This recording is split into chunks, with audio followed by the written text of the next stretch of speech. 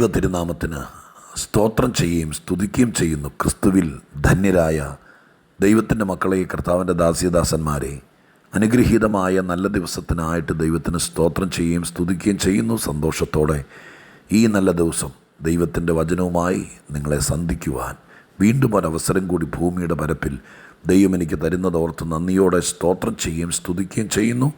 അനുഗ്രഹിക്കപ്പെട്ട ഈ സുന്ദര ദിവസത്തിൻ്റെ പ്രഭാതം കഴിഞ്ഞ സമയത്ത് പ്രാർത്ഥനയോടെ കർത്താവിൻ്റെ തിരുസന്നിധിയിലിരിക്കുമ്പോൾ എൻ്റെ ഓർമ്മയിലും തിരുവെഴുത്തിൻ്റെ ധ്യാനത്തിലും പരിശുദ്ധാത്മാവ് നൽകിത്തരുന്ന സ്വർഗീയ ആലോചനയുടെ കലവറ പരിശുദ്ധാത്മാവ് തന്നെ തുറന്ന് നമുക്കനുദിനം ആവശ്യമായിരിക്കുന്ന സ്വർഗീയ ദൂത്, ഓരോ ദിവസത്തെ വിഷയങ്ങളെ അറിഞ്ഞ് സംസാരിക്കുന്ന ദൈവത്തിൻ്റെ പ്രത്യേക കൃപയാൽ നമ്മോട് ഇടപെടുവാൻ കർത്താവ് നമുക്ക് തരുന്ന ദിവ്യവചനത്തിൻ്റെ പ്രകാശനത്തിനായി ദൈവത്തിന് സ്തോത്രം ചെയ്യുകയും സ്തുതിക്കുകയും ചെയ്യുന്ന കൂടെ ഇന്നത്തെ ദൈവാലോചനയ്ക്കായി പ്രത്യേകം ദൈവത്തോട് പ്രാർത്ഥിച്ചുകൊണ്ട്, ഒപ്പം കർത്തൃസന്നിധിയിലിരിക്കുമ്പോഴൊക്കെയും ദൈവമക്കളെ സ്നേഹിച്ച് അവരോട് സംസാരിപ്പാൻ ദൈവത്തിൻ്റെ ആത്മാവ് ദൂതിൻ്റെ പൊരുൾ തിരിപ്പാനുള്ള കൃപ തന്ന് വചനം ചൂണ്ടിക്കാണിച്ച് അതിൻ്റെ ഉള്ളറയിൽ കിടക്കുന്ന സ്വർഗീയ രഹസ്യങ്ങൾ ബോധ്യമാക്കി തന്ന് നമ്മെ അനുഗ്രഹിക്കുന്ന മഹാദൈവത്തിന് ആരാധനയും മഹത്വവും പുകഴ്ചയും സ്തുതിയും എല്ലാം കരേറ്റിക്കൊണ്ട് ഇന്നത്തെ ദൈവത്തിൻ്റെ ആലോചനയ്ക്കായി, നിങ്ങൾക്കുള്ള സ്വർഗീയ ചിന്തയ്ക്കായി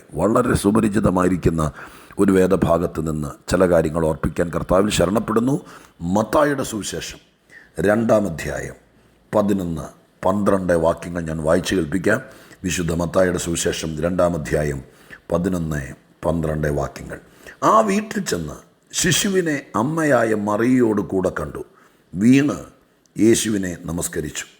നിക്ഷേപ പാത്രങ്ങളെ തുറന്ന് അവന് പൊന്നും കുന്തിരിക്കവും മൂരും കാഴ്ചവെച്ചു. ഹെരോദാവിൻ്റെ അടുക്കൽ മടങ്ങിപ്പോകരുത് എന്ന് സ്വപ്നത്തിൽ അരുളപ്പാടുണ്ടായിട്ട് അവർ വേറെ വഴിയായി സ്വദേശത്തേക്ക് മടങ്ങിപ്പോയി. വേറെ വഴിയായി സ്വദേശത്തേക്ക് മടങ്ങിപ്പോയി. യേശുക്രിസ്തുവിൻ്റെ ജഡാവതാരം കന്യകയിൽ ജാതനാകുകയാണ്. വിവാഹ നിശ്ചയം ചെയ്യപ്പെട്ടിരിക്കുന്ന യോസഫിൻ്റെ കൂടെ മറിയ ബേത്ലഹേമിലേക്ക് യാത്രയാകുന്നു. ബേത്ലഹേമിൽ എത്തുന്നതിനേക്കാൾ മുമ്പ് തന്നെ മറിയയ്ക്ക് ഈറ്റുനോവ് കിട്ടുന്നു. ആ ഒരു പശ്ചാത്തലത്തിൽ വഴിയമ്പലത്തിൽ ചെന്നപ്പോൾ വഴിയമ്പലത്തിൽ സ്ഥലമില്ലായകയാൽ പശുത്തൊഴുത്തിൽ വെച്ച് പ്രസവം നടക്കുന്നു. അവിടെ ശിശുവിനെ കിടത്തിയ അനന്തരം ഇടയന്മാർ വന്ന് യേശുവിനെ കണ്ട് പാട്ടുപാടി നമസ്കരിച്ചിട്ട് മടങ്ങിപ്പോകുന്ന രംഗം ലൂക്കോസ് എഴുതിയിട്ടുണ്ട്. എന്നാൽ വിശുദ്ധ മത്തായി ഏകദേശം ക്രിസ്തുവിൻ്റെ ജനനത്തിന് 2 വർഷങ്ങൾക്ക് ശേഷമെന്ന് അനുമാനിക്കാം, കിഴക്ക് നിന്ന് വിദ്വാൻമാർ യേശുവിനെ കാണാൻ വേണ്ടി വരികയാണ്. വെറും കൈയോടല്ല, നിക്ഷേപപാത്രങ്ങളുമായിട്ട് നക്ഷത്രം കണ്ടു എന്ന ഒരു അരുളപ്പാട് മാത്രം കൈവശം പെടുത്തിക്കൊണ്ട് മധ്യപൂർവ്വ ദേശത്ത് ബേത്ലഹേമിനെ ലക്ഷ്യമാക്കി കിഴക്കൻ പ്രദേശത്ത് നിന്ന് വിദ്വാൻമാർ യേശുവിനെ കാണാൻ വേണ്ടി വരുന്നു. അവർ രാജാവാണ് ജനിച്ചിരിക്കുന്നത് നക്ഷത്രത്തിലൂടെ മനസ്സിലായതുകൊണ്ട് ഹെരോദാവിൻ്റെ കൊട്ടാരത്തിൽ ചെന്ന് കയറുന്നു. ഹെരോദാവ് ആ കാര്യം അമ്പരപ്പോടെ കേൾക്കുന്നു. കാര്യങ്ങൾ സൂക്ഷ്മമായി പരിശോധിക്കുന്നു. വിദ്വാൻമാരോട് എവിടെയാണ് എന്ന് അന്വേഷിച്ച് കണ്ടെത്തിയിട്ട് തിരികെ വരുമ്പോൾ എന്നെ കൂടി അറിയിക്കുക, എനിക്കും കൂടി അവനെ നമസ്കരിക്കാൻ കഴിയുമല്ലോ എന്ന തന്ത്രപരമായിരിക്കുന്ന ഒരാശയം അവതരിപ്പിച്ച് വിദ്വാൻമാരെ സന്തോഷത്തോടെ കൊട്ടാരത്തിൽ നിന്ന് യാത്രയാക്കുന്നു. മനസ്സുകൊണ്ട് അസ്വസ്ഥനായിരിക്കുന്ന ഹെരോദാവ് മറ്റൊരു രാജാവ് ജനിച്ചിരിക്കുന്നു എന്നുള്ള വിവരത്തിൽ അസ്വസ്ഥനായി ശിശുവിനെ കൊന്നുകളയാൻ വേണ്ടിയിട്ട് കാലവും കാലഗണനങ്ങളും നടത്തി. അങ്ങനെ വളരെ തന്ത്രപരമായിട്ട് കാര്യങ്ങൾ നീക്കിക്കൊണ്ടിരിക്കവേ ഇവർ യേശുക്രിസ്തുവിൻ്റെ അടുക്കലെത്തി, അഥവാ ശിശു ആയിരിക്കുന്ന സ്ഥലത്തെത്തി.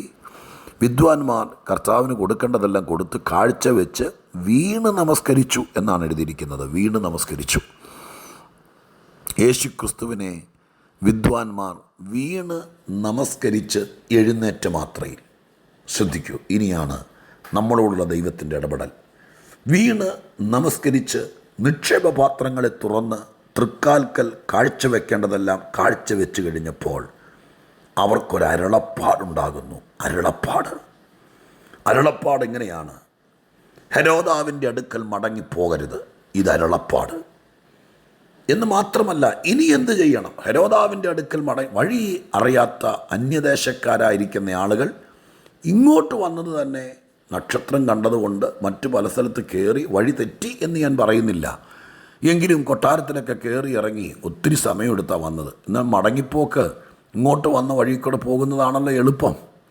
അങ്ങനെ മടങ്ങിപ്പോകാൻ വേണ്ടി തയ്യാറാകുമ്പോൾ വീണ് നമസ്കരിച്ച് നിക്ഷേപപാത്രങ്ങളെ തുറന്ന് കാഴ്ചവെക്കേണ്ടതെല്ലാം കാഴ്ചവെച്ച അനന്തരം ഒരരുളപ്പാട് കിട്ടുന്നു: വന്ന വഴിക്ക് പോകരുത്, ഹെരോദാവിൻ്റെ അടുക്കൽ കയറരുത്. അരുളപ്പാടിനോട് കൂടെ വേറെ വഴിയായി സ്വദേശത്തേക്ക് മടങ്ങാൻ അവർക്ക് നിയോഗം കിട്ടുന്നു. കുറച്ചുകൂടെ ഞാൻ തെളിച്ചു പറഞ്ഞാൽ വേറെ ഒരു വഴി തെളിഞ്ഞു കിട്ടുന്നു. രണ്ട് കാര്യങ്ങൾ ദൈവാത്മാവ് ഇന്ന് നിങ്ങളോട് പറയാൻ എന്നെ അതീവ പ്രേരണ ഹൃദയത്തിനകത്ത് തരുന്നു. ഒന്ന്, യേശുക്രിസ്തുവിനെ കണ്ട ശേഷം അല്ല, യേശുവിനെ വീണ് നമസ്കരിച്ച ശേഷം അല്ല, യേശുവിന് കൊടുക്കേണ്ടതെല്ലാം കൊടുത്ത ശേഷം ആ കാൽക്കലിൽ നിന്ന്, ആ വീണ് കിടക്കുന്ന കാൽ ചുവട്ടിൽ നിന്ന്, ശിശുവിൻ്റെ മുമ്പിൽ നിന്ന്, അഥവാ ക്രിസ്തുവിൻ്റെ മുമ്പിൽ നിന്ന് അവരെഴുന്നേൽക്കുന്നതിനേക്കാൾ മുമ്പ് ദൈവത്തിൻ്റെ അരുളപ്പാടുകൾ അവർക്ക് ലഭിക്കാൻ തുടങ്ങി. അത്രയും നേരം അരുളപ്പാടുകളൊന്നും അവർക്ക് കിട്ടിയതായിട്ട് രേഖയില്ല.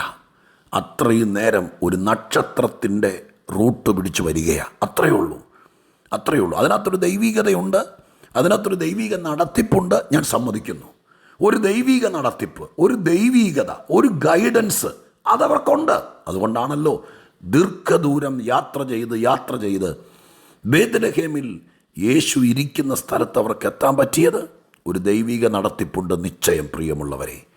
പക്ഷെ ആരാധനയ്ക്കപ്പുറം, യേശുവിനെ കൂടിക്കണ്ടതിനപ്പുറം, കർത്താവിൻ്റെ കാൽക്കൽ വീണതിനപ്പുറം, കർത്താവിന് കൊടുക്കേണ്ടതെല്ലാം കൊടുത്തതിനപ്പുറം വെറും ഒരു ഗൈഡൻസ് അല്ല, അരുളപ്പാടുകൾ കിട്ടാൻ തുടങ്ങി. എൻ്റെ ഭാഷയിൽ, ഞാനൊരു പാസ്റ്ററല്ലേ, ഞാനൊരു മോട്ടിവേഷൻ സ്പീക്കറല്ല, ഞാൻ സത്യവചനത്തിൻ്റെ പ്രചാരകനാണ്.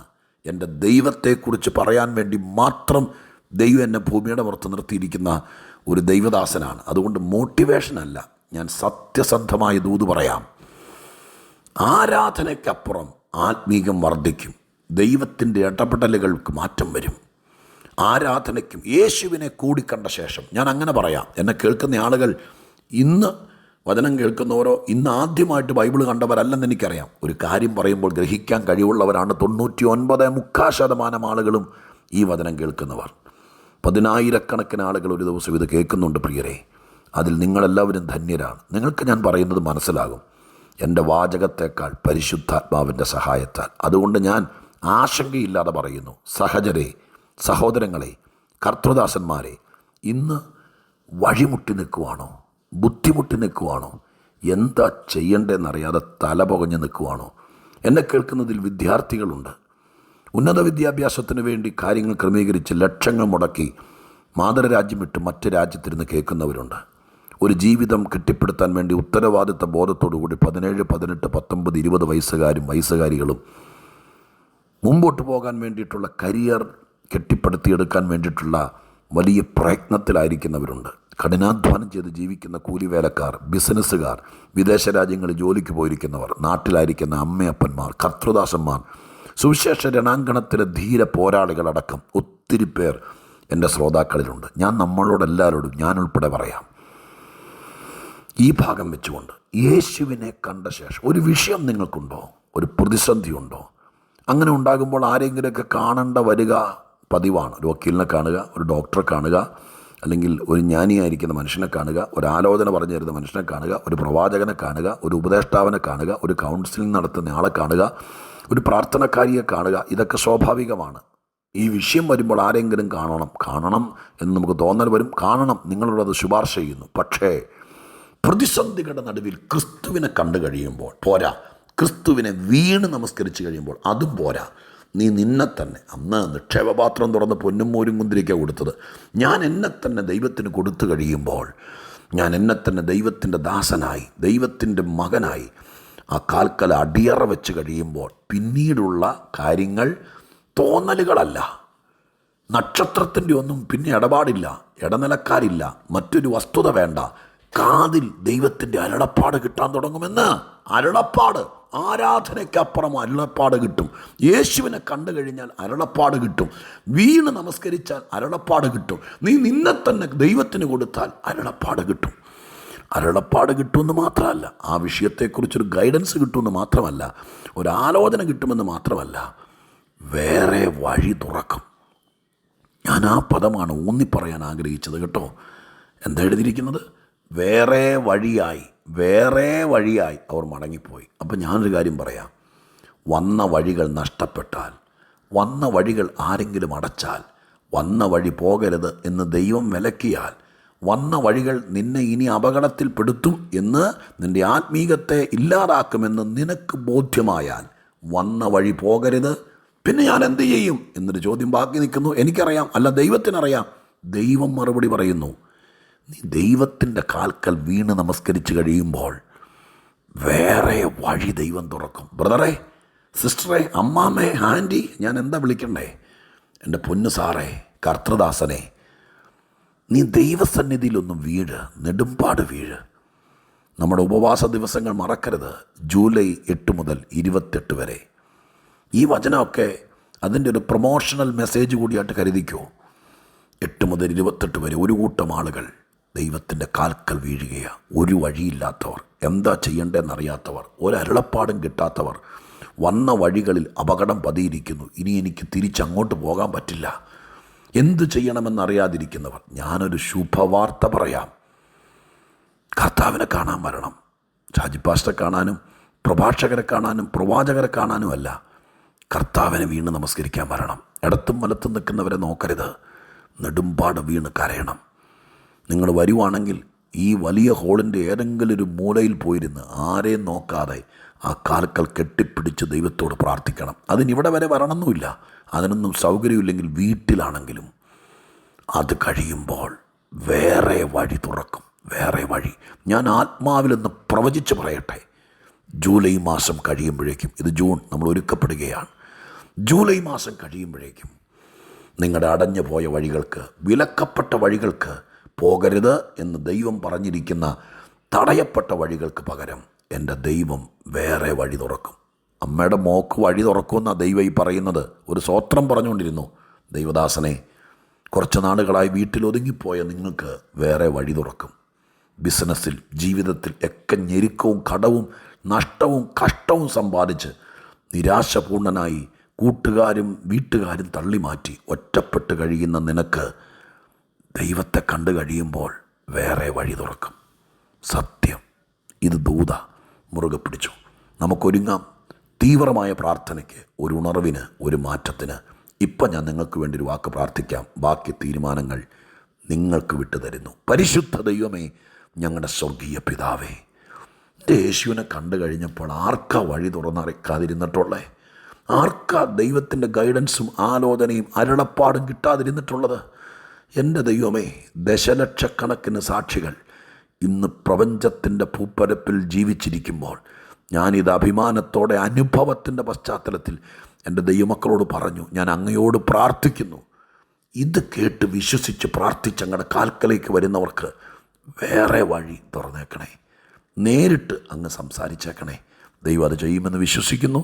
യേശുവിൻ നാമത്തിൽ പ്രാർത്ഥിക്കുന്നു. കേൾക്കുമാറാകണമേ. ആമേൻ.